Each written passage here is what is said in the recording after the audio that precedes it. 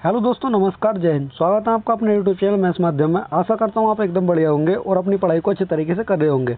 दोस्तों, जैसा कि हमने अपना कल जो पार्ट किया था संविधान का, ठीक है, हमने कल पार्ट जो है 14 कर लिया था, उससे पहले हमने 15 कर लिया था। आज जो हम पार्ट करेंगे, आज हम पार्ट करेंगे अपना यानी कि 16, यानी कि भाग जो है हम 16 करेंगे, ठीक है। इसमें जो हमारा आता है यानी कि जो हमारा ये भाग 16 है, ये हमारा कुछ वर्गों के जो है विशेष उपबंध से संबंधित है। जो हमारा इसमें आर्टिकल आया था, आर्टिकल 330 से 342 जो है इसके अंतर्गत आ जाते हैं, ठीक है। और जो इसमें हमारा जो SC, ST और जो OBC है, ये हमारा गलती से जो है इसमें SC और SC 2 बार लिख गया। ये हमारा एक जगह जो है हमारा ये ST हो जाएगा, यानी SC, ST और OBC जो आयोग होते हैं हमारे आर्टिकल 338 में, वो भी हमारे भाग 16 के अंतर्गत आते हैं, ठीक है। इसी को ही हम आज जो है इसमें पूरी क्लास में कवर करते हुए चलेंगे, ठीक है। दोस्तों, अगर आप साथ में कॉपी पेन लेकर के नहीं बैठे हैं तो साथ में कॉपी पेन लेकर के बैठना, ठीक है। और ये बहुत ही महत्वपूर्ण क्लास होने वाली है, ठीक है। तो बिना किसी देरी के हम करेंगे अपनी क्लास को स्टार्ट, ठीक है। इसमें हम ये देखेंगे दोस्तों, इसमें हमारा ये दिया गया है कि यानी कि कुछ वर्गों के विशेष उपबंध, ये हमारा भाग 16 के अंतर्गत आ जाता है। तो हमारा दोस्तों यहाँ से क्वेश्चन बन जाता है कि जो हमारा OBC और जो SC ST हमारे जो आयोग हो जाते हैं, ठीक है, NC SC और NC ST जो आयोग हो जाते हैं हमारे, वो किस भाग के अंतर्गत आ जाते हैं, ठीक है। तो हमारा भाग 16 हो जाएगा। यहाँ से हमारा पहला क्वेश्चन ये बन जाता है, ठीक है। और जो हमारा भाग 16 है, इसके अंतर जो हमारे अनुच्छेद आ जाते हैं, वो किस अनुच्छेद से किस अनुच्छेद के अंतर्गत जो इसमें आ जाते हैं। तो हमारा आर्टिकल 330 से 342 जो हमारा भाग 16 के अंतर्गत आ जाता है, ठीक है। और आपने देखा होगा कि हम स्टार्टिंग से सभी आर्टिकल्स को कवर करते हुए आए, और इसमें भी हम जो है इसमें सभी आर्टिकल्स को कवर करेंगे, यानी 330 से 342 तक जो है सभी आर्टिकल्स को इसमें हम देखेंगे। तो दोस्तों, इसमें हम ये देखेंगे पहला कि जो हमारा अनुच्छेद है, अनुच्छेद 330 जो है हमारा, इसमें क्या कहता है, ये इसमें ये बताता है कि लोकसभा में अनुसूचित जातियों और अनुसूचित जनजातियों के लिए सीटों का आरक्षण, यानी कि लोकसभा में अनुसूचित जातियों को जो कितनी सीटों पर जो है आरक्षण दिया गया है, और अनुसूचित जो जनजाति है उनको जो है लोकसभा में सीटों पर जो है कितना आरक्षण दिया गया है, ठीक है। इसी में हम आगे देखेंगे कि इसमें दिया गया है कि जो अनुसूचित जाति को 84 सीटें और अनुसूचित जनजाति को जो 47 सीटों पर आरक्षण दिया गया है। मतलब जो रिजर्व अनुसूचित जाति के लिए जो लोकसभा में सीटें रिजर्व की गई हैं, वो 84 सीटें जो है रिजर्व कर दी गई हैं। यानी कि जो ये 84 सीटें होंगी, जो इन पर जो चुनाव होगा, ठीक है, जो इन पर जो प्रत्याशी चुन करके आएंगे, वो अनुसूचित जाति के जो है इन 84 सीटों पर आएंगे, ठीक है। और जो हमारी 47 सीटें हैं, इन 47 सीटों पर जो प्रत्याशी चुन करके आएंगे, वो अनुसूचित जनजाति के प्रत्याशी होंगे, ठीक है। वो उन अनुसूचित जनजाति का प्रतिनिधित्व करेंगे इन 47 सीटों पर, ठीक है। इसी में हम अगला आर्टिकल देखेंगे। अगला आर्टिकल हमारा जो है आर्टिकल 331 आ जाता है। आर्टिकल हमारा 331 ये कहता है कि इसमें राष्ट्रपति लोकसभा में आंग्ल भारतीय समुदाय के 2 सदस्यों को नामित कर सकते हैं। इसमें हमारे दिया गया है दोस्तों, इसमें बताऊंगा मैं आपको, जो पहला हमारा 2020 से जो राष्ट्रपति थे हमारे, 2 एंग्लो इंडियंस को लोकसभा के अंदर जो है नामित करते थे, ठीक है, मनोनीत करते थे। लेकिन 2020 से हमारा जो है संविधान में संशोधन करने के बाद में इन दोनों को समाप्त कर दिया गया। अब जो है वर्तमान में जो है लोकसभा के अंदर ये 2 हमारे एंग्लो इंडियन होते थे, इनको जो राष्ट्रपति द्वारा मनोनीत नहीं किया जाता है। उसको भी देखेंगे हमारा कि वो हमारा कौन सा संविधान संशोधन था जिसके द्वारा इसको हटाया गया था, ठीक है। इसमें हम देखेंगे कि जो हमारा 2020 से पहले इसमें क्या होता था। इसमें पहला पॉइंट हमारा यह है कि अगर राष्ट्रपति को लगता है कि लोकसभा में आंग्ल भारतीय समुदाय यानी कि एंग्लो इंडियंस का पर्याप्त प्रतिनिधित्व नहीं है, तो वह इस प्रावधान का इस्तेमाल कर सकते हैं। यानी कि 2020 से पहले अगर राष्ट्रपति को लगता था कि जो हमारे आंग्ल भारतीय समुदाय हैं, ठीक है, उनका जो है लोकसभा के अंदर जो है प्रतिनिधित्व नहीं है, तो राष्ट्रपति जो है इनमें से 2 व्यक्तियों को जो है जो हमारे एंग्लो इंडियंस है उनको जो है मनोनीत कर सकते हैं, और वो जो है जो एंग्लो इंडियंस होंगे, ठीक है, तो वो जो हमारे एंग्लो इंडियंस होते थे वो उनका प्रतिनिधित्व करते थे। तो इसमें हमारे जो एंग्लो इंडियंस होते थे वो हमारे जो सदन की कार्यवाही होती थी वो उनमें सभी में भाग लेते थे। लेकिन जो हमारा राष्ट्रपति का जो चुनाव होता था, ठीक है, तो ये राष्ट्रपति के चुनाव में भाग नहीं लेते थे, ठीक है। आगे देखेंगे इसी में ही हमारा अगला पॉइंट दोस्तों ये है इसमें कि नामित आंग्ल भारतीय समुदायों को अन्य सदस्यों की तरह मत देने का अधिकार होता है, लेकिन वे राष्ट्रपति चुनाव में वोट नहीं कर सकते थे। यानी कि जो अधिकार अन्य सदस्यों को होते थे लोकसभा के अंदर, वही अधिकार जो है इन्हें भी प्राप्त होते थे, लेकिन ये राष्ट्रपति के चुनाव में जो है भाग नहीं लेते थे। मतलब जो उसमें वोट नहीं डाल सकते थे, क्योंकि जो इनको राष्ट्रपति के द्वारा नामित किया जाता था। मतलब जो लोकसभा के अंदर जितने भी व्यक्ति जो है राष्ट्रपति के द्वारा मनोनीत किए जाएंगे, ठीक है, वो राष्ट्रपति चुनाव में वोट नहीं डालेंगे, क्योंकि अगर वो राष्ट्रपति के द्वारा ही मनोनीत किया जाता है, अगर वो राष्ट्रपति के चुनाव में वोट डालेंगे तो वो राष्ट्रपति की तरफ से ही वोट देंगे ना, अगर राष्ट्रपति के द्वारा उनको मनोनीत किया जाएगा तो, ठीक है। इसी में आगे देखेंगे अगला हमारा पॉइंट इसमें दोस्तों ये कहता है कि जनवरी 2020 में 104वें संविधान संशोधन अधिनियम, यानी कि जो हमारा 104वां संविधान संशोधन आया था, ये 2020 के अंदर आया था।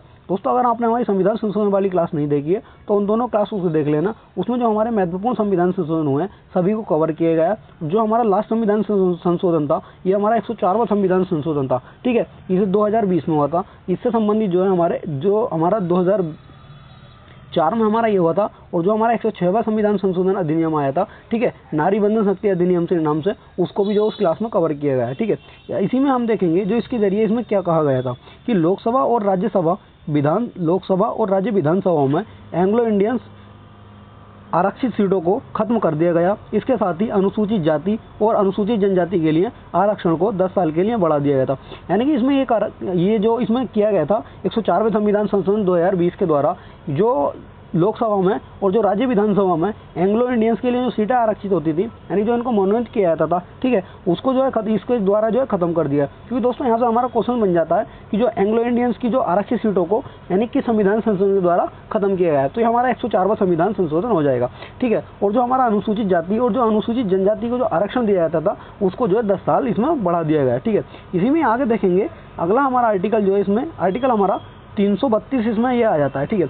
आर्टिकल 332 दोस्तों इसमें ये कहता है हमारा कि राज्य की विधानसभाओं में अनुसूचित जाति और अनुसूचित जनजाति के लिए सीटों का आरक्षण जो हमारी राज्य की विधानसभाओं में होगा, ठीक है। अभी तो हमने देखा हमारा कि लोकसभा के अंदर जो हमारा अनुसूचित जाति और जनजाति के लिए सीटों का आरक्षण हमने देख लिया था कि जो हमारा लोकसभा में जो अनुसूचित जाति के लिए 84 सीटें आरक्षित थी और अनुसूचित जनजाति के लिए जो 47 सीटें आरक्षित थी, ठीक है। इसी में हम ये देखेंगे कि जो राज्य की विधानसभाओं में है, ठीक है, अनुसूचित जाति और जनजाति के लिए सीटों का आरक्षण किस प्रकार से किया गया है, ठीक है। तो इसमें हम ये देखेंगे, पहला पॉइंट हमारा ये है कि असम के स्वायत्त जिलों की अनुसूचित जनजातियों को छोड़कर सभी राज्यों की विधानसभाओं में अनुसूचित जातियों और अनुसूचित जनजातियों के लिए सीटों का आरक्षण जो है आरक्षित रहती है। यानी कि असम के जो जिले हैं, ठीक है, उन जिलों को छोड़ करके जो हमारे अन्य जो सभी राज्यों की जो विधानसभाएं हैं, ठीक है, उसमें जो हमारी अनुसूचित जाति और अनुसूचित जनजातियों के लिए जो सीटें आरक्षित रहती हैं, ठीक है, ये हमारा यहाँ से क्वेश्चन पूछ लेता है कि किस राज्य को छोड़कर, तो असम को छोड़ करके या अन्य सभी राज्यों में होता है, ठीक है। आगे देखेंगे इसी में ही अगला हमारा इसमें पॉइंट दोस्तों ये आ जाता है कि असम राज्य की विधानसभा में स्वायत्त जिलों के लिए भी सीटें आरक्षित रहती हैं। यानी कि असम राज्य की जो विधानसभा है, ठीक है, उस विधानसभा के अंदर जो उनके खुद के जिले होंगे, ठीक है, कि असम के अंदर भी हमारी काफ़ी सारी अनुसूचित जाति और जनजातियां रहती हैं, तो उनके लिए भी जो सीटें आरक्षित रहेंगी, ठीक है। इसी में आगे देखेंगे हमारा अगला आर्टिकल ये हो जाता है हमारा कि 332 का थर्ड हमारा क्या कहता है। 332 का आर्टिकल थर्ड का हमारा ये कहता है कि किसी राज्य की विधानसभा में अनुसूचित जातियों और अनुसूचित जनजातियों के लिए आरक्षित सीटों की संख्या विधानसभा में कुल सीटों की संख्या के अनुपात में होती है। यानी कि जो हमारे राज्य की विधानसभा में अनुसूचित जातियों और अनुसूचित जनजातियों के लिए जो सीटों की संख्या होगी, ठीक है, वो किस प्रकार से हमारी विभाजित की जाती है, ठीक है, यह हमारा आर्टिकल 332 का 3 कहता है। तो जो हमारा विधानसभा में उस राज्य की जो विधानसभा में कुल सीटों की संख्या जो होगी ये उसके अनुपात में इसको जो विभाजित किया जाता है, ठीक है। इसी में दोस्तों आगे देखेंगे अगला आर्टिकल जो है हमारा आर्टिकल 333 हमारा ये कहता है इसमें कि राज्य की विधानसभाओं में आंग्ल भारतीय समुदाय के सदस्यों का नाम निर्देशन। यानी कि जो राज्य की विधानसभाओं में, ठीक, अभी तो हमने देखा था कि जो हमारी लोकसभा थी, लोकसभा के अंदर की आंग्ल भारतीयों को जो हमारा ये था, ठीक है, एंग्लो इंडियंस का, इनको जो मनोनीत किस प्रकार से किया जाता था और इनको जो है मनोनीत कौन करता था, तो ये राष्ट्रपति के द्वारा मनोनीत किए जाते थे 2020 से पहले, ठीक है। 2020 में हमारा 104वां संविधान संशोधन करके, ठीक है, इनको खत्म कर दिया गया, ठीक है। अब इसमें हम ये देखेंगे कि राज्यों में जो है राज्यों की विधानसभाओं में इन आंग्ल भारतीयों को जो किस प्रकार से जो है इनका नाम निर्देशन किया जाता था, यानी किस प्रकार से राज्यपाल के द्वारा ये मनोनीत किए जाते थे, ठीक है। अब तो वर्तमान में जो इनको खत्म कर दिया गया है। तो इसमें हम दोस्तों ये देखेंगे कि पहला पॉइंट इसमें यह है कि अगर किसी राज्य का राज्यपाल या राज्य प्रमुख को लगता है कि आंग्ल भारतीय समुदाय को विधानसभा में पर्याप्त प्रतिनिधित्व नहीं मिल रहा है तो वह उस समुदाय के सदस्यों को विधानसभा में नामित कर सकता है। ये हमारा उसी तरीके से है जैसे कि हमारा केंद्र में राष्ट्रपति को लगता था, उसी तरीके से हमारा ये राज्यपाल को लगेगा राज्य के अंदर, ठीक है। जो जिस प्रकार से कार्य हमारा राष्ट्रपति करता था इस पर, उसी प्रकार से हमारा राज्यपाल भी उसी प्रकार से कार्य करेगा, ठीक है। इसी में देखेंगे हमारा जैसा हमारा राष्ट्रपति जो है हमारा केंद्र में प्रमुख होता है देश का, तो उसी प्रकार से हमारा कि जो विधानमंडल में हमारा जो राज्यपाल होगा वो हमारा राज्य का प्रधान होगा, ठीक है। इसी में आगे देखेंगे अगले पॉइंट में हमारा यह है कि यह प्रावधान सुनिश्चित करता है कि कम आबादी वाले समुदाय को भी लोकतांत्रिक प्रक्रिया में आवाज़ और प्रतिनिधित्व मिले, ठीक है। ये आर्टिकल हमारा 333 में ये कहता है, ठीक है। अगला पॉइंट हमारा तो इसमें ये कहता है कि राज्यपाल के विवेक पर एंग्लो इंडियन की संख्या तय की जाती है। यानी कि जो राज्यपाल है, ये राज्यपाल खुद निर्धारित करेंगे कि जो एंग्लो इंडियंस की जो निर्धारित संख्या होगी, ठीक है, उसको निर्धारित जो है राज्यपाल के द्वारा किया जाएगा कि कितने लोगों को इसमें नामित किया जाना चाहिए और कितने लोगों को नामित नहीं किया जाना चाहिए। ठीक है, ये राज्यपाल के ऊपर निर्भर करता है इसमें। ठीक है, ये नहीं है कि 2 लोगों को फिक्स कर दिया जाए या 5 लोगों को इसमें फिक्स कर दिया जाता है। ये राज्यपाल के ऊपर ही निर्भर करता है कि राज्यपाल इनकी संख्या क्या रखते हैं। ठीक है, इसी में आगे देखेंगे, जो आगे हमारा आर्टिकल आ जाता है, आर्टिकल हमारा 334 आ जाता है, यानी कि आर्टिकल 334। आर्टिकल 334 में हमारा ये कहा गया है कि लोकसभा और राज्य विधानसभाओं में अनुसूचित जातियों, अनुसूचित जनजातियों और एंग्लो इंडियन समुदाय के लिए आरक्षण का प्रावधान है। यानी कि आर्टिकल हमारा 334 हमारा ये कहता है कि जो लोकसभा और राज्य की विधानसभाओं में हमारा जो है कि जो अनुसूचित जातियां हमारी और जो अनुसूचित हमारी जनजातियां यानी कि एसटी, ठीक है, शेड्यूल कास्ट, और जो हमारे एंग्लो इंडियन समुदाय हैं उनके लिए जो आरक्षण का प्रावधान किया गया है, ये आर्टिकल हमारा 334 के तहत जो इसमें किया गया है। ठीक है, तो इसमें हम ये देखेंगे, जो इसके पहले जो हमारा आर्टिकल 334 है, इसमें क्या क्या पॉइंट किए गए हैं। तो इसमें संविधान के अनुच्छेद 334 में कई बार जो है संशोधन किए गए। इसमें जो संशोधन है, मतलब समय समय पर जो है इसके अंदर आर्टिकल 334 में जो है संशोधन किए गए हैं। ठीक है, उन संशोधन को देखेंगे हम कि संशोधन जो है कौन से संशोधन हुआ उसमें और कब कब जो है इसमें संशोधन किए गए हैं। ठीक है, तो इसमें देखेंगे हमारा कि 8वें संशोधन के जरिए जो है, जो हमारा 8वां संविधान संशोधन 1970 में हुआ था। ठीक है, तो जो अवधि जो है 1970 तक बढ़ा दी थी। यानी जो 8वां हमारा संविधान संशोधन हुआ था, उसके द्वारा जो है जो इनके आरक्षण की अवधि थी वो 1970 तक जो है इनकी अवधि को बढ़ा दिया गया था। ठीक है, आगे देखेंगे इसी में हमारा जो हमारा 95वां संविधान संशोधन के जरिए जो है आरक्षण की अवधि जो है 2020 तक बढ़ा दी थी। यानी कि जो हमारा 95वां संविधान संशोधन हुआ था, ठीक है, तो जो इनका आरक्षण था वो 2020 तक बढ़ा दिया था। ठीक है, फिर 2020 खत्म हो गई, 2020 खत्म होने के बाद फिर इनको आरक्षण चाहिए। तो जो इनका आरक्षण बढ़ता था, ये प्रत्येक जो है हर बार जो है 10 साल के लिए जो है इनका आरक्षण बढ़ता है। ठीक है, फिर हमारा 104वां संविधान संशोधन आया था 2020 में। ठीक है, तो उसके द्वारा इनके जो आरक्षण की अवधि थी वो 2030 तक जो इनकी आरक्षण अवधि कर दी थी। अब जो 2030 आएगा हमारा, उसमें संविधान में संशोधन करके फिर इनकी अवधि को जो है 10 साल बढ़ा दिया जाएगा। यानी कि एक साथ जो है इनका 10 साल करके जो इनकी अवधि को बढ़ा दिया जाता है। ठीक है, तो दोस्तों ये जो संविधान संशोधन वाली क्लास है, आप दोनों क्लास उसको देख लेना क्योंकि वो इंपॉर्टेंट क्लास है और वहाँ से आप जो है कोई भी संविधान संशोधन उसमें जो छूटा नहीं गया, सभी इंपॉर्टेंट संविधान उसमें कराए, संविधान संशोधन जो उसमें कराए गए। ठीक है, अगर आपने वो दोनों क्लासेस कर ली तो फिर जहाँ आप किसी भी एग्जाम्स में बैठ जाना, ठीक है, संविधान संशोधन क्वेश्चन जो है आप उस क्लास से बाहर नहीं मिलेगा देखने को। ठीक है, इसमें दोस्तों हम ये देखेंगे कि अगला हमारा आर्टिकल इसमें आया था आर्टिकल 335। ठीक है, आर्टिकल 335 ये कहता है इसमें संघ या राज्य के कामों से जुड़े पदों और सेवाओं में नियुक्तियों के समय अनुसूचित जातियों और अनुसूचित जनजातियों के दावों को ध्यान में रखना। यानी कि हमारा संघ और राज्यों के कामों से जुड़े जो पदों और सेवाओं में नियुक्ति के समय जो हमारा, ठीक है, जैसे हमारा संघ या राज्य के अंदर जो काम होते हैं, ठीक है, उन कामों में अगर नियुक्ति वगैरह की जाएगी, ठीक है, केंद्र के द्वारा या फिर राज्य के द्वारा, तो जो उसमें अनुसूचित जाति और जो जनजाति के लोग होंगे, ठीक है, उनको भी ध्यान में रखा जाएगा कि भाई इनको भी जो है नियुक्त किया जाना चाहिए।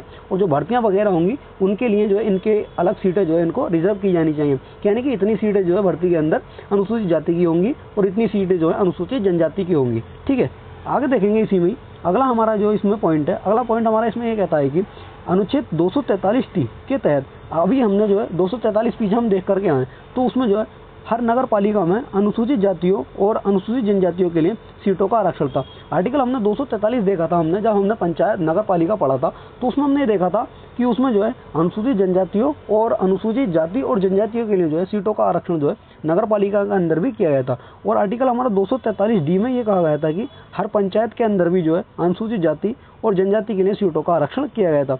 यानी कि जो है हमारा केंद्र के अंदर भी इनको और राज्य के अंदर भी और हमारा पंचायत के अंदर भी और नगर पालिका के अंदर भी इनको जो है अनुसूचित जाति और जनजाति को भी आरक्षण दिया गया है। और इसमें दोस्तों महिलाओं को भी इसमें आरक्षण दिया गया था नगर पालिका के अंदर भी और हमारा पंचायत के अंदर भी। ठीक है, अगर आपने हमारी वो पंचायत वाली और नगर पालिका वाली क्लास नहीं देखी तो उन क्लासेस को देख लेना क्योंकि बहुत इंपॉर्टेंट क्लासेस हैं। ठीक है, आगे देखेंगे इसी में अगला हमारा आर्टिकल इसमें आ जाता है, आर्टिकल इसमें 336 ये आ जाता है। 336 में ये कहता है कि कुछ सेवाओं में एंग्लो इंडियन समुदाय के लिए विशेष प्रावधान, यानी कुछ सेवाओं में हमारा जो है एंग्लो इंडियन को जो है इसमें प्रायोरिटी दी गई है, कुछ विशेष जो है प्रावधान किए गए हैं। क्योंकि आपने देखा होगा देश के अंदर जो है एंग्लो इंडियंस की संख्या जो हमारा समुदाय है, ठीक है, आंग्ल भारतीय समुदाय, तो इसकी जो संख्या देश के अंदर कम है, तो ठीक है, और ये अधिकतर जो है पिछले वर्ग के रूप में आ जाता है, तो इसको जो प्रायोरिटी दी जाती है इसको जो है ऊपर उठाने के लिए। ठीक है, तो इसी में आर्टिकल 336 हमारा इसमें कहता है कि इसी से संबंधित इसमें यह कहता है कि संविधान के प्रारंभ के पश्चात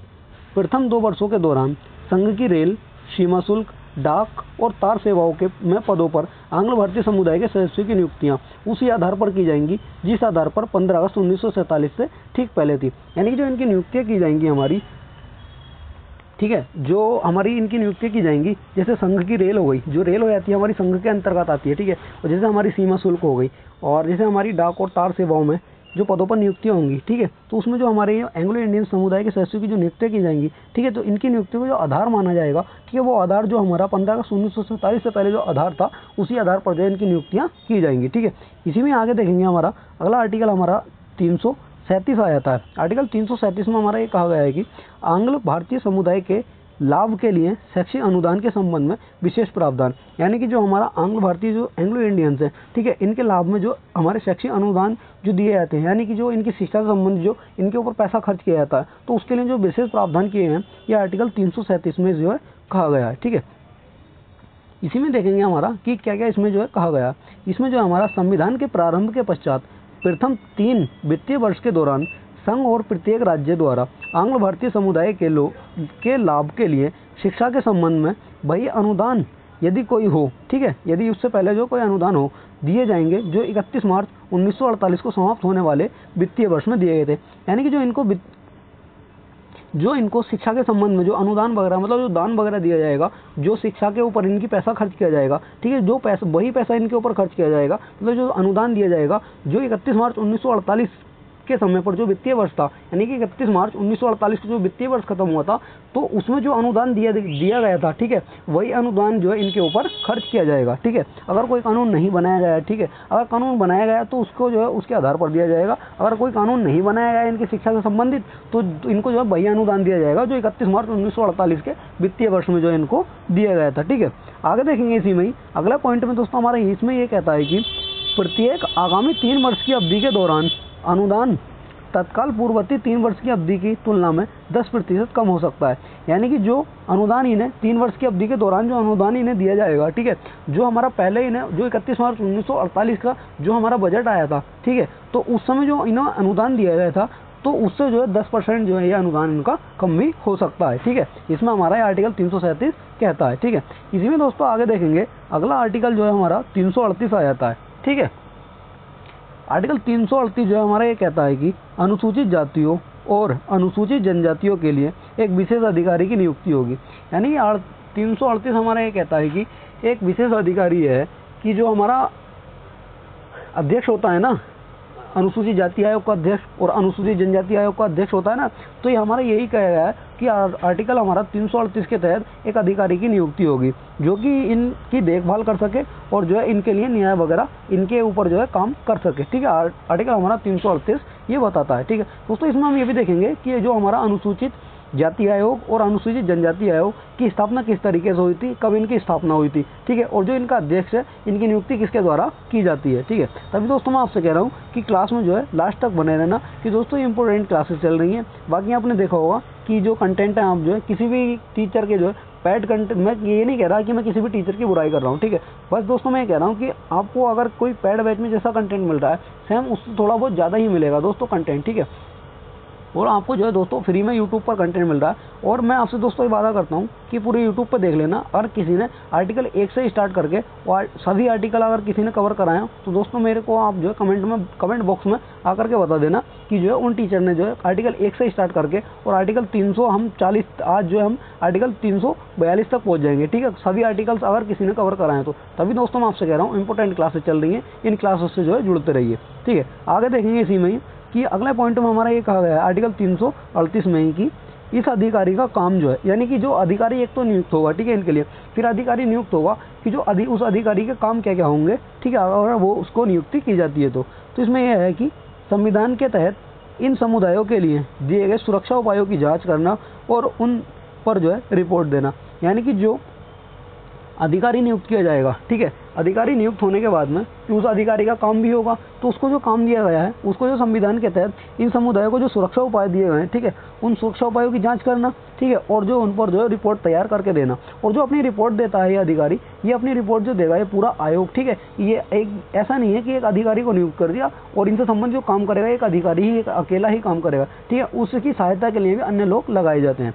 तो इसमें यह है कि अगला पॉइंट में कि राष्ट्रपति इस अधिकारी की रिपोर्ट को संसद के दोनों सदनों में रखवाते हैं। यानी कि अधिकारी अपनी रिपोर्ट देगा, ऐसा नहीं है कि यह अधिकारी अकेले ही काम करेगा, इसकी सहायता के लिए अन्य व्यक्ति भी इसके साथ लगाए जाएंगे। ये एक पूरा आयोग बनाया जाता है, ठीक है। फिर एक ये अधिकारी अपनी रिपोर्ट देगा, रिपोर्ट ये जो अपनी देगा ये राष्ट्रपति को देगा, यानी कि इसकी नियुक्ति भी राष्ट्रपति के द्वारा ही की जाती है। राष्ट्रपति अपने ये जो अधिकारी होगा अपना इसका कर्तव्य होगा कि ये इसकी जो जाँच करने के बाद में जो अपनी रिपोर्ट हो, ये अपनी रिपोर्ट को राष्ट्रपति के सामने पेश कर दे, ठीक है, राष्ट्रपति को दे दे लिखित रूप में।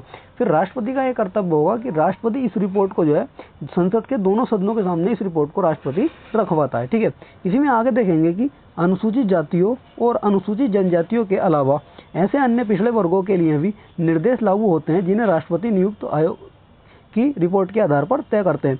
यानी कि इसमें यह है कि अनुसूचित जाति को तो हम करेंगे, अनुसूचित जनजाति को भी करेंगे। फिर इसमें हमारा ओबीसी की भी बात आ जाती है, यानी अन्य पिछड़ा वर्ग, यानी अदर बैकवर्ड क्लासेस, ठीक है। इसमें इसके लिए भी एक अधिकारी की नियुक्ति की जाती है। वो भी अधिकारी जो होगा हमारा राष्ट्रपति के द्वारा ही नियुक्त किया जाएगा, और जो रिपोर्ट होगा वो भी अपनी रिपोर्ट राष्ट्रपति को देगा, ठीक है। आगे देखेंगे इसी में हमारा ये आर्टिकल आया था, आर्टिकल 338 का है, ठीक है। 338 में हमारा ये बताया है कि राष्ट्रीय अनुसूचित जनजाति आयोग, ठीक है, जो हमारा राष्ट्रीय अनुसूचित जनजाति आयोग है, इसमें देखेंगे हम आगे चल करके आगे अभी क्लास में अपनी कि जो इस आयोग की स्थापना कब से की गई थी और इसकी ज़रूरत क्यों पड़ी थी, ठीक है।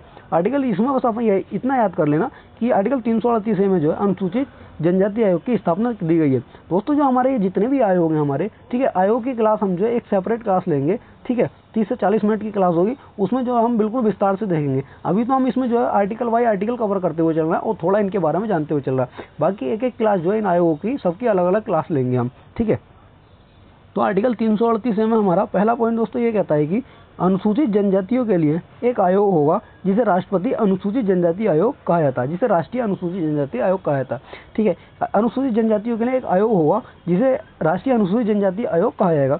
इसकी जो है इसमें देखेंगे कि इसकी ज़रूरत क्यों पड़ी थी हमें, ठीक है। तो अनुसूचित जनजातियों के कल्याण, विकास, संरक्षण और उन्नयन के लिए काम करना जो है इसका मकसद होगा। यानी कि जो इसकी ज़रूरत पड़ी थी हमारी इस आयोग की, तो जो इसकी ज़रूरत इसलिए पड़ी थी कि इनके कल्याण के लिए, अनुसूचित जनजातियों के लिए, इनके विकास, संरक्षण और जो इनका उन्नयन होगा, ठीक है, ऊपर की ओर बढ़ने के लिए, प्रगति के लिए इनकी जो है इस आयोग की स्थापना की गई थी। और इस आयोग का मकसद भी ये जो है यही होगा, ठीक है। इसी में अगले पॉइंट में हमारा दोस्तों ये है, अगले पॉइंट में यह आ जाता है कि अनुसूचित जातियों के सामाजिक आर्थिक विकास की योजना बनाने में सलाह देना और उसमें भाग लेना। यानी कि जो अनुसूचित जनजातियों के जो सामाजिक आर्थिक और विकास की योजनाएं वगैरह बनाई जाएंगी, उन योजनाओं में जो है कि जो हमारी संघ सरकार होगी उस संघ सरकार को जो है सलाह देना और उसमें भाग लेना, यानी क्या और इसके लिए जो है हम बेहतर कर सकते हैं, ठीक है। अगले पॉइंट में हमारा ये बताया गया है कि अनुसूचित जनजातियों की सामाजिक आर्थिक स्थिति का जो है आकलन करना, यानी कि समाज में और ये देखना है कि उनकी सामाजिक स्थिति क्या क्या चल रही है, उनको समाज में जो है किस तरीके से देखा जा रहा है, और इनकी जो आर्थिक स्थिति है ये इनकी आर्थिक स्थिति जो है क्या चल रही है, यानी इनका जीवन यापन जो है किस तरीके से चल रहा है समाज के अंदर, ये भी इनका जो आकलन करना जो हमारा आयोग है ये इसका कार्य होगा, ठीक है। आगे देखेंगे इसमें राष्ट्रपति को सालाना और जरूरी होने पर जो है रिपोर्ट देना, यानी कि जो इसका आयोग का कार्य होगा राष्ट्रपति को जो है ये प्रत्येक साल जो है रिपोर्ट देंगे इसमें कि क्या क्या इन्होंने जो है इनके बारे में जाना, ठीक है। और अगर जो जरूरी होगा प्रत्येक साल तो रिपोर्ट देंगे, और जो इन्हें अगर बेहतर लगता है कि इनके लिए ये किया जाना चाहिए तो उसकी रिपोर्ट भी राष्ट्रपति को देंगे। ये राष्ट्रपति का कर्तव्य, मतलब जो इस आयोग का कर्तव्य होगा। फिर राष्ट्रपति का कर्तव्य दोस्तों इसमें यह बनता है कि रिपोर्ट लेने के बाद में राष्ट्रपति जो संसद के हमारे दोनों सदन है, राज्यसभा और लोकसभा, ठीक है, उन दोनों में जो है इन रिपोर्टों को पेश करवाना, ठीक है।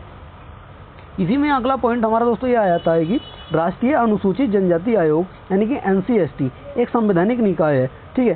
संवैधानिक दोस्तों मैं आपको बता करके हूँ, संवैधानिक का मतलब ये होता है कि जिसका वर्णन जो है संविधान के अंदर कहा गया है। तो हमारा जो राष्ट्रीय अनुसूचित आयोग है, ठीक है, NCST, इसका एक जो हमारा संवैधानिक निकाय, क्योंकि संविधान के अंदर जो है वर्णन किया गया, इसके लिए एक जो है अलग से आर्टिकल बनाया गया है, ठीक है। और इसकी स्थापना जो है संविधान का 89वां संविधान संशोधन अधिनियम हमारा 2003 के अंदर आया था, ठीक है। जो क्योंकि इसको जो है इस संविधान संशोधन के मतलब जो है संविधान में संशोधन करने के बाद में इस अनुच्छेद को हमारा बाद में जोड़ा गया था, तो इसे जो है आर्टिकल 338 के ए में इसको जोड़ दिया गया था, और जो 89वां संविधान संशोधन 2003 के द्वारा इसको जोड़ा गया था, ठीक है। और यह आयोग भारत में अनुसूचित जनजातियों के लिए आर्थिक विकास के लिए जो है काम करता है। मतलब जो आयोग ये काम करेगा, जो अनुसूचित जनजातियों के जो आर्थिक विकास के लिए जो है भी ये कार्य करेगा, ठीक है। आगे देखेंगे अगला हमारा आर्टिकल आया था आर्टिकल 338 भी। आर्टिकल 338 भी दोस्तों ये कहता है कि राष्ट्रीय पिछड़ा वर्ग आयोग यानी कि NCBC की संरचना, यानी कि हमने अभी देखा जो आर्टिकल हमारा 338 था, 338 में हमने देखा था NC/SC आयोग, ठीक है, हमारा अनुसूचित जाति के लिए, ठीक है। हमारा आर्टिकल 338A में हमने देखा था NC/ST यानी कि राष्ट्रीय अनुसूचित जनजाति आयोग के बारे में, ठीक है। आगे हमारा जो है आर्टिकल 338B है, इसमें यह है कि हम देखेंगे यानी कि NCBC यानी कि आर्थिक जो हमारा राष्ट्रीय पिछड़ा वर्ग आयोग होगा, यह आर्टिकल हमारा 338B में बताया गया है, ठीक है। इसमें हमारा यह है कि इसमें ये कहा गया है कि इसमें पहले पॉइंट में इसके हमारे कि इसके पास सामाजिक और शैक्षिक रूप से पिछड़े वर्गों के संबंध में शिकायतों और कल्याणकारी उपायों की जांच करने का अधिकार होता है। यानी कि जो हमारा NCBC आयोग जो है हमारा, तो इसके पास जो सामाजिक और शैक्षिक रूप से जो हमारे पिछड़े वर्ग के जो लोग होंगे, तो जो है उनकी शिकायतों और जो इनके कल्याणकारी उपाय होंगे उनकी जांच करने का जो अधिकार इस आयोग के पास होगा, ठीक है। अगले पॉइंट में हमारा ये कहा गया है कि पिछड़े वर्गों के हितों की अधिक प्रभावी ढंग से रक्षा करने के लिए 123वां संविधान संशोधन करके विधेयक 2017 में संसद में पेश किया गया था। यानी कि जो हमारा 123वां संविधान संशोधन विधेयक आया था, ये हमारा संविधान संशोधन अधिनियम नहीं है, ये हमारा विधेयक आया था 123वां संविधान संशोधन 2017 में इसको पेश किया गया था। पेश होने के बाद में हमारा ये अधिनियम बन गया था, ठीक है। आगे देखेंगे इसमें हमारा कि जो बाद में ही हमारा 102वें संविधान संशोधन अधिनियम में नए अनुच्छेद 338B और 342B को जो है इसमें शामिल किया गया था। यानी कि जो हमारा संविधान संशोधन विधेयक था ये 123वां संविधान संशोधन विधेयक था, और जो हमारा संविधान संशोधन अधिनियम था ये 102वां संविधान संशोधन अधिनियम था। तो इसके द्वारा 338B और 342A को इसमें जोड़ा गया था। 342A को भी हम देखेंगे कि इसमें क्या कहा गया आगे अपनी क्लास में, ठीक है। आर्टिकल 338C में ये बताया गया है कि हमारा कि आर्टिकल 338C हमारा ये कहता है कि राष्ट्रीय अनुसूचित जनजाति आयोग यानी कि NC/ST आयोग के जो हमारे कार्य हैं, ये हमारा इसमें कार्य बताए गए हैं 338C में कि क्या क्या इसके जो है कार्य होंगे। तो इसमें पहला पॉइंट में यह है कि अनुसूचित जनजातियों के लिए उपलब्ध सुरक्षाओं से जुड़े सभी मामलों की जो है निगरानी करना, ये हमारा NC/ST का जो है कार्य होगा, ठीक है। आगे देखेंगे कि अनुसूचित जनजातियों के सामाजिक आर्थिक विकास की योजना प्रक्रिया में भाग लेना और जो सलाह देना, यानी कि जो इनकी आर्थिक विकास की जो योजनाएं होंगी उसकी जो प्रक्रियाएं चलेंगी उसमें जो इसको भाग लेना संघ के साथ में, और जो उसमें सलाह देना कि क्या और बेहतर इनके लिए कर सकते हैं, ठीक है। आगे देखेंगे इसी में अगला हमारा आर्टिकल आया था आर्टिकल 339 यानी कि 339। इसमें यह कहा गया है कि हमारा इस आर्टिकल में कि अनुसूचित क्षेत्रों के प्रशासन और अनुसूचित जनजातियों के कल्याण के लिए संघ का नियंत्रण, यानी कि जो हमारे अनुसूचित क्षेत्रों के प्रशासन होगा, ठीक है, उन पर जो हमारा प्रशासन किया जाएगा वो किसके द्वारा प्रशासन किया जाएगा, और जो हमारा प्रशासन होगा वो किसके अंतर्गत आएगा और वो किसके अंडर में रह करके प्रशासन किया जाएगा, और जो इनका कल्याण के लिए जो संघ का नियंत्रण होगा वो कैसे होगा, ये आर्टिकल हमारा 339 इसमें कहता है। तो इसमें यह है कि यह सुनिश्चित करता है कि केंद्र सरकार इन समुदायों की सामाजिक आर्थिक असमानताओं को दूर करने के लिए कदम उठाए। यानी कि इसमें यह है कि यह आर्टिकल हमारा 339 ये सुनिश्चित करता है कि केंद्र सरकार जो है इन समुदायों की सामाजिक और आर्थिक असमानताओं को दूर करने के लिए जो कदम उठाएगी, ठीक है। यह हमारा केंद्र सरकार के अंतर्गत आ जाता है, ठीक। इसी में हमारा यह है कि अगला पॉइंट इसमें यह दिया गया है कि राष्ट्रपति किसी भी समय या संविधान के लागू होने के 10 साल बाद अनुसूचित क्षेत्रों के प्रशासन और अनुसूचित जनजातियों के कल्याण पर रिपोर्ट देने के लिए एक आयोग नियुक्त कर सकते हैं। जैसा कि हमारा आर्टिकल 338A और 338B में हमारा किया गया था, NC/ST आयोग की स्थापना की गई थी और NCBC आयोग की जो है स्थापना की गई थी, ठीक है। और जो इनके आयोगों के अध्यक्ष होते हैं उनकी नियुक्ति भी जो राष्ट्रपति के द्वारा की जाती है, ठीक है। आगे देखेंगे इस आयोग की संरचना, शक्तियां और प्रक्रिया राष्ट्रपति जो है तय करते हैं। यानी कि जो इसकी स्थापना की गई थी हमारा संविधान में संशोधन करने के बाद की गई थी, नियुक्ति जो की जाती है राष्ट्रपति के द्वारा इनकी नियुक्ति की जाती है, ठीक है। और जो इस आयोग की जो संरचना होगी यानी कि ये बहुसदस्यीय होगा, ठीक है, और जो इसकी क्या क्या शक्तियां होंगी, ठीक है, और जो संरचना होगी और जो इसकी प्रक्रिया होगी ये किस तरीके से कार्य करेगा, तो ये राष्ट्रपति के द्वारा तय किया जाता है, ठीक है। और जो राष्ट्रपति को इसके लिए सलाह देंगी वो हमारा मंत्रिपरिषद जो सलाह देती है ये किस तरीके से काम करेगा, ठीक है। राष्ट्रपति जो स्वविवेक पर ऐसा नहीं करते हैं, ठीक है। इसमें आगे देखेंगे हमारा अगला आर्टिकल इसमें आया था हमारा, ठीक है। अगला पॉइंट इसी का ही हमारा ये कहता है 339 का कि संघ की कार्यपालिका शक्ति का विस्तार किसी राज्य को निर्देश देने तक होता है, ठीक है। यह निर्देश उस राज्य में अनुसूचित जनजातियों के कल्याण के लिए जरूरी योजनाओं को बनाने और उन्हें लागू करने से जुड़ा हुआ होता है, ठीक है। इसी में दोस्तों अगला देखेंगे हमारा अगला आर्टिकल 340, ठीक है। 340 आर्टिकल हमारा क्या कहता है कि इसमें हमारा ये कहा गया है कि सामाजिक और शैक्षिक रूप से पिछड़े वर्गों की स्थिति की जांच के लिए आयोग नियुक्त करने का जो प्रावधान किया गया है। यानी कि जो हमारा ओबीसी आयोग की जो स्थिति वगैरह, जो सामाजिक और जो शैक्षिक जो रूप से जो पिछड़े हमारे व्यक्ति हैं, उनकी जो जांच करने के लिए एक आयोग का जो प्रावधान है, ठीक है, आर्टिकल हमारा 340 में बताया गया है, ठीक है। तो इसमें हम देखेंगे कि किस तरीके से जो है आयोग ये गठित किया गया था, ठीक है। तो इसमें हमारा पहला पॉइंट ये है कि आयोग की नियुक्ति के लिए राष्ट्रपति ऐसे लोगों का चयन करेंगे जिन्हें वह ठीक समझे, यानी कि जो राष्ट्रपति की नज़रों में अच्छा होगा व्यक्ति, ठीक है, जो राष्ट्रपति को लगता है कि ये व्यक्ति जो कैपेबल है, ये तो उसको जो है राष्ट्रपति उस आयोग में जो उसकी नियुक्ति कर सकते हैं, ठीक है। इस आयोग का काम भारत के राज्य क्षेत्र में सामाजिक और शैक्षिक रूप से पिछड़े वर्गों की स्थिति और उनकी समस्याओं की जांच करना होगा, ठीक है। आगे देखेंगे इसी में ही अगला हमारा ये पॉइंट दे रखे हैं कि इसके अंदर कि आयोग को इन समस्याओं को दूर करने और पिछड़े वर्गों की दशा सुधारने के लिए संघ या राज्य को सिफारिशें देनी होंगी। यानी कि जो हमारा ये आयोग होगा, इस आयोग का ये कार्य होगा कि जो इनकी समस्याएं होंगी सामाजिक और आर्थिक रूप से पिछड़े लोगों की, ठीक है, तो उनकी समस्याओं को दूर करने के लिए, ठीक है, और उनकी जो दशा होगी उस दशा को सुधारने के लिए ये संघ अथवा राज्य को जो सिफारिश देंगे कि जो है ये सिफारिशें रखेंगे कि इनको जो है ऐसा करना चाहिए जिससे इनकी ये दशा वगैरह और जो सामाजिक और जो है आर्थिक रूप से पिछड़े हैं ये इससे जो है आगे बढ़ सकें और जो इनकी समस्याओं का निराकरण हो सके, ठीक है। आगे देखेंगे अगला पॉइंट हमारा यह है कि आयोग को इन सिफारिशों के लिए अनुदानों की राशि और शर्तों की भी सिफारिश करनी होगी। यानी जो सिफारिशें करेंगे, सिफारिशें तब करेंगे क्योंकि जब ये इनके बीच में जा करके इनकी स्थिति को जानेंगे, ठीक है, तो उसमें भी जब इनकी जांच वगैरह करते हैं तो उसमें भी काफ़ी पैसा खर्च होता है, ठीक है। तो जो राशि वगैरह जो हमारे अनुदानों की जो पैसा वगैरह खर्च होगा तो ये उसकी भी सिफारिश रहेंगे कि हमारी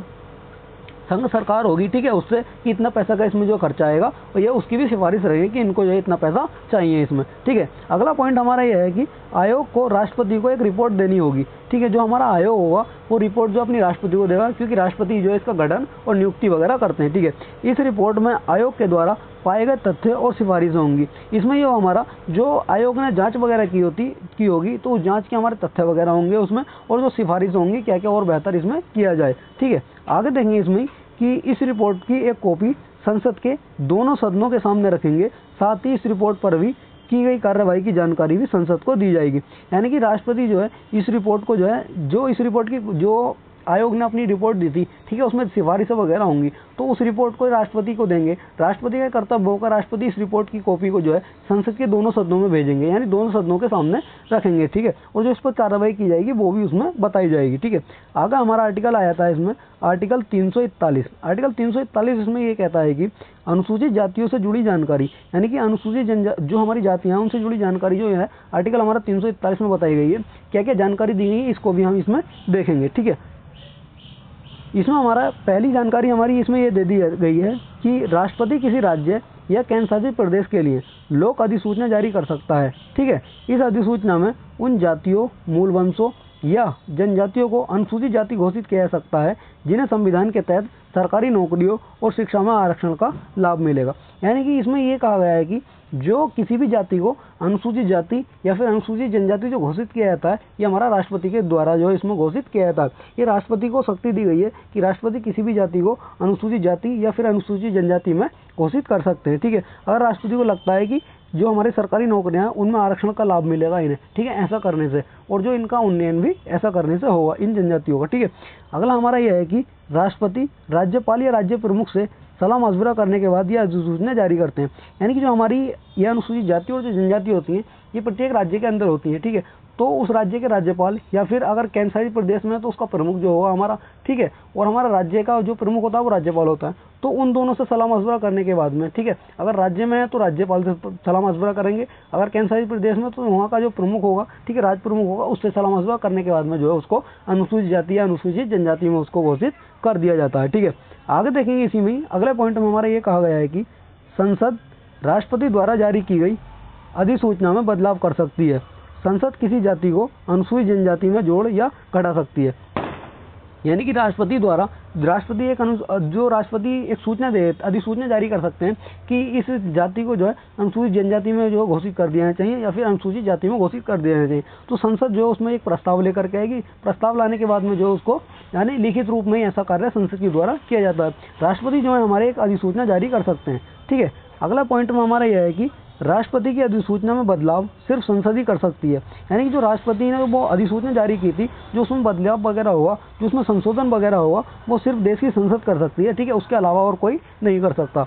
राष्ट्रपति केंद्र में मंत्रिपरिषद की सलाह पर काम करता है और राज्यपाल राज्य सरकार की सलाह पर जो है हमारा कार्य करता है। यानी कि जैसा देखा होगा आपने, जो हमारा राष्ट्रपति होता है वो स्वतः ही कोई कार्य नहीं करता है, जो हमारा मंत्रिपरिषद होती है केंद्र की, ये उसकी सलाहों पर जो है राष्ट्रपति हमारा कार्य करता है। ठीक है, जैसा कि मैंने आपको बताया स्टार्टिंग की क्लासों में, जो हमारा राष्ट्रपति होता है ये सिर्फ हमारा नाम मात्र का जो है प्रमुख होता है। ठीक है, जो कार्य वगैरह करती है वो हमारी मंत्रिपरिषद इसमें करती है। ठीक है, आगे देखेंगे इसी में अगला आर्टिकल आया था हमारा आर्टिकल 342। ठीक है, आर्टिकल 342 में दोस्तों ये कहा गया है कि हमारा कि राष्ट्रपति किसी राज्य या केंद्र शासित प्रदेश के लिए अनुसूचित जनजातियों को तय कर सकती है।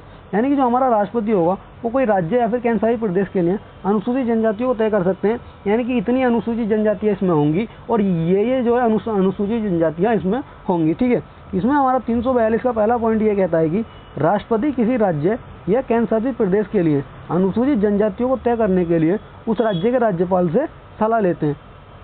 इसमें दोस्तों ये कहा गया है, मान लो राष्ट्रपति जो है किसी राज्य या केंद्र शासित प्रदेश के लिए अनुसूचित जनजातियों को तय करेंगे कि यानी कि ये जो हमारी जाति हैं इनको जो है अनुसूचित जनजाति बनाया जाए, तो जो उस राज्य का राज्यपाल होगा उस राज्यपाल से वो सलाह लेंगे कि ऐसा करना चाहिए, यानी कि उसको जो पूरी रिपोर्ट वगैरह मांगे सलाह लेने के बाद में। ठीक है, आगे देखेंगे इसी में अगला पॉइंट में हमारा ये बताया गया है कि राष्ट्रपति लोक अधिसूचना जारी करके किसी राज्य या केंद्र शासित प्रदेश के लिए अनुसूचित जनजातियों को तय कर सकते हैं। यानी कि राष्ट्रपति जो है एक लोक अधिसूचना जारी करेंगे, उसके बाद में जो है उनको संसद को वो अधिसूचना जारी कर दी जाएगी, संसद जो है फिर उसको कानून बना करके तय कर देगी। ठीक है, इसी में अगला पॉइंट है हमारा संसद विधि द्वारा अनुसूचित जनजातियों की सूची में बदलाव कर सकती है। यानी संसद जो है विधि बनाएगी, यानी कानून बना करके जो हमारी अनुसूचित जो जनजातियों की जो सूची होगी उसमें बदलाव कर सकती है। ठीक है, कानून बनाने के बाद में।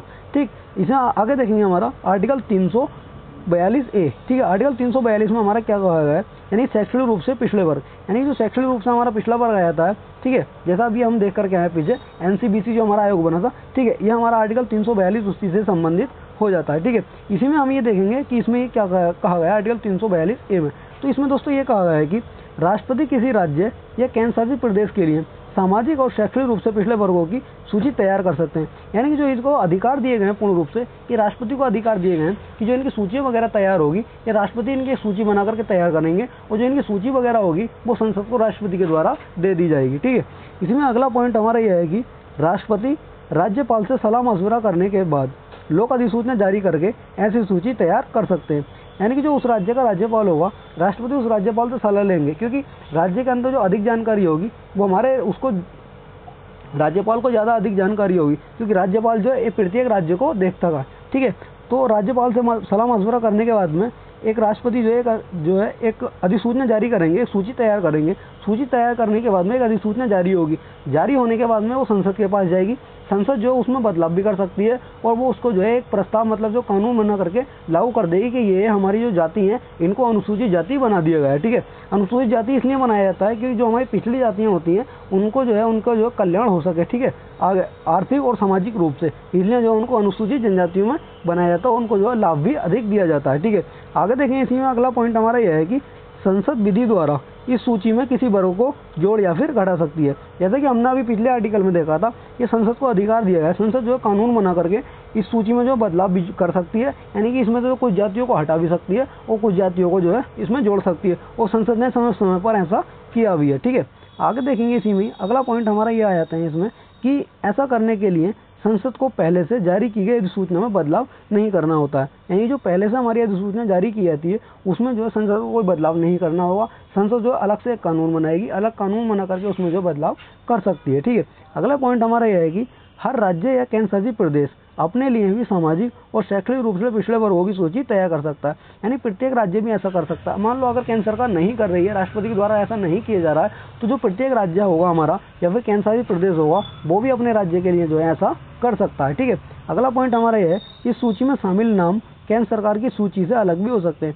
यानी जो हमारा केंद्र शासित प्रदेश या फिर जो हमारा अलग अलग राज्य हैं, ठीक है, 28 राज्य 8 केंद्र शासित प्रदेश, अगर ये अलग अलग हमारा ऐसा करते हैं तो हमारे केंद्र के द्वारा सूची बनाई गई थी, ठीक है, और जो राज्य के द्वारा सूची बनाई गई है, ठीक है, तो इस जो उसमें नाम वगैरह जो शामिल होंगे तो वो नाम जो इसमें अलग भी हो सकते हैं। ऐसा नहीं है कि जो सेम कॉपी हमारी केंद्र सरकार ने बनाई है वही कॉपी जो हमारा राज्य सरकारें भी बना सकती हैं। यानी कि उसमें जो नाम वगैरह होंगे वो भी इसमें अलग हो सकते हैं। ठीक है, इसी में दोस्तों हमारा जो आर्टिकल जो मतलब जो भाग 16 था, यहाँ तक हमारा आर्टिकल 342 तक जो है पूरा हो जाता है, क्योंकि आर्टिकल हमारा 330 से 342 तक है, ठीक है। इसमें हमने एक एक आर्टिकल्स को बिल्कुल कवर करते हुए चले, कोई भी आर्टिकल दोस्तों इसमें हमने छोड़ा नहीं है, ठीक है।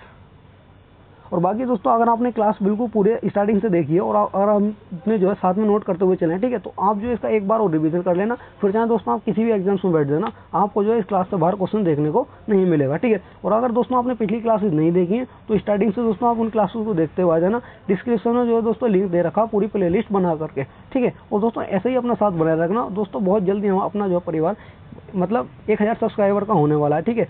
तो दोस्तों अपना साथ ऐसे ही बनाए रखना, ठीक है, जल्दी से जल्दी जो है हम 1000 भी हो जाए, ठीक है।